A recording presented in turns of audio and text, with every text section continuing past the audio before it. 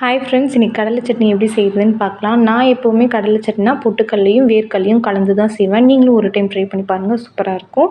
நான் அதுக்காக இன்றைக்கி பார்த்திங்கன்னா 1/4 கப் பொட்டுக்கல்ல, 1/4 கப் வேர்க்கல்ல எடுத்திருக்கேன்.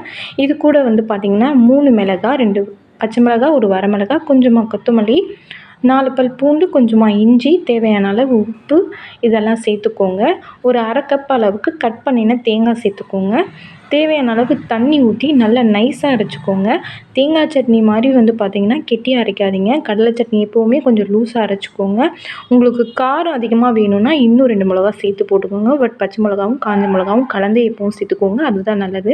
தாளிப்பு ஆஸ் யூஷுவல் கடுகு, உளுந்து, கடலப்பருப்பு, கருவேப்பிலை, கடைசியாக பெருங்காயத்தூள் சேர்த்து தாளிப்பு சேர்த்துருங்க. இட்லி, தோசை எது கூட வேணாலும் சர்வ் பண்ணி பாருங்கள், நல்லாயிருக்கும். நான் எப்போவுமே கடலை சட்னினா இந்த மாதிரி தான் செய்வேன். நீங்களும் ட்ரை பண்ணி பாருங்கள். தேங்க்யூ ஃப்ரெண்ட்ஸ், பாய்.